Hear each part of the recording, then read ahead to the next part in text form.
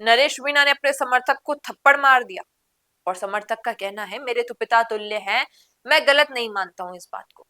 आपने देखा होगा सोशल मीडिया पर वीडियो वायरल हो रहा है, नरेश मीणा दौड़ते हुए जाते हैं, समर्थक बैठे थे पेड़ के नीचे, अपने आपको कंट्रोल नहीं कर पाते नरेश मीणा और थप्पड़ लात घुसे जो चलता है उस वक्त वो जड़ देते हैं। नमस्कार, मैं हूं अंकिता और आप देख रहे हैं द फैक्ट इंडिया।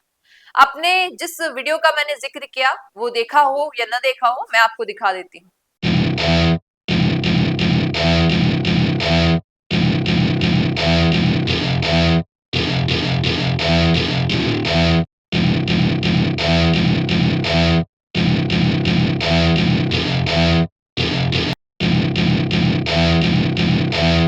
किस तरीके से नरेश मीणा दौड़ते हुए गए, थप्पड़ जड़ दिए और युवक का वीडियो भी मैं आपको दिखाऊंगी आगे, क्योंकि मुद्दा ये नहीं है कि युवक को थप्पड़ मारा और युवक ने कह दिया कि गलती मेरी है। मुद्दा ये है कि अगर इसी प्रकार नरेश मीणा उत्तेजित होते रहे, गुस्से में रहे और हिंसा का धर्म और कर्म अपनाते रहेंगे तो क्या वो राजनीति में टिक पाएंगे? क्योंकि एसडीएम को थप्पड़ मारा, समराव तक इसमें तो जेल चले गए 8 महीने के लिए। झालावाड़ मामले में बच्चों से मिलने गए थे, अधिकारी पर गुस्साए और फिर जेल चले गए कुछ दिनों के लिए।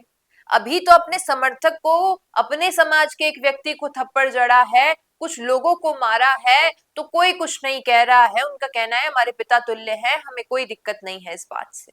लेकिन अगर यही उनका रवैया रहा राजनीति में तो क्या वो टिक पाएंगे? क्योंकि भैया जुबान का कहा हुआ जुबान से पलटवार करके निपटाया जा सकता है, लेकिन थप्पड़ मारना किसी को ये बर्दाश्त नहीं होता है। और जहां तक मैं मानती हूं और जानती हूं, राजनीति में कोई थप्पड़ का जवाब चुप रहकर नहीं देगा। वो बात अलग है कि कहते हैं नरेश मीणा हमें कि कोई इस गाल पे थप्पड़ मारेगा तो मैं ये गाल आगे कर दूंगा, लेकिन दूसरे नेता वैसे नहीं होंगे। जरूरी ये बात जरूरी नहीं है कि दूसरे नेता वैसे हों। अगर आप थप्पड़ मारेंगे तो उल्टा आप थप्पड़ खाने के लिए भी तैयार रहे, ये रणनीति जरूर हो सकती है। लेकिन ऐसा रवैया रख के नरेश मीणा राजनीति में अगर चलेंगे तो शायद उन्हें दिक्कतें आएंगी। अब ये वीडियो भी देख लीजिए, क्योंकि जो समर्थक है उनके उन्होंने क्लेरिफाई कर दिया है कि भैया मेरे तो पिता तुल्य हैं, मेरी ही गलती थी, मैं तो छाया में जाके बैठ गया, जबकि यहाँ सभी धूप में पक रहे थे तो मुझे भी इनके साथ रहना चाहिए था। अब ये क्लैरिफिकेशन तो सामने आ गया है, वीडियो देख लीजिए। भाई साहब मेरे पिता से बढ़ के हैं, भाई साहब मेरे पिता से बढ़ के हैं। और मैं बताना चाह रहा हूं, जिस न्यूज वाले ने जो न्यूज दी है, आप बबंडर मत फैलाओ, मैंने क्लियर बता दिया ये बात, गलती मेरी थी। भाई साहब बार बार इशारा कर रहे थे, मैं वहां बैठा हुआ था, मैं यहाँ पे आया नहीं था, ये गलती मेरी थी। मैं स्वीकार कर रहा हूँ इस चीज को, गलती का, कि वाकई में मेरी गलती थी। और भाई साहब ने एक चाटा मारा है, मैं तो भाई साहब ये कहना चाहूं, अगर आप मेरे को मार भी दोगे तो ये मुकेश शर्मा आपके लिए तैयार है। मरते दम तक मुकेश शर्मा नरेश भाई साहब के लिए तैयार।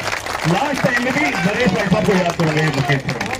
आपने देखा, तो ये जस्ट एक क्लैरिफिकेशन मिला है उस व्यक्ति की तरफ से, लेकिन मुद्दा अभी भी वही है कि इस तरीके का रवैया अगर नरेश मीणा रखेंगे, ऐसे ही गुस्साते रहेंगे, अपने आप पर कंट्रोल नहीं कर पाएंगे, तो क्या वो राजनीति में ज्यादा टिक पाएंगे?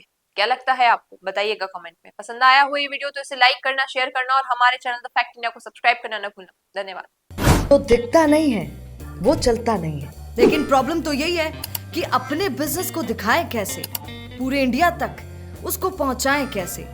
अगर आप भी ऐसा ही कुछ सोचते हैं तो समझिए आपकी समस्या दूर हो गई।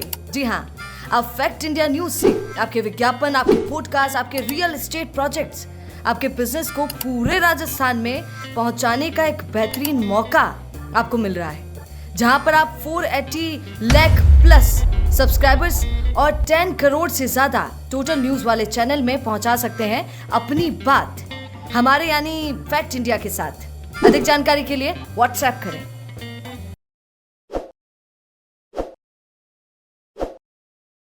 ताज़ा खबरों के लिए विजिट करें द फैक्ट इंडिया की वेबसाइट और डाउनलोड करें द फैक्ट इंडिया ऐप।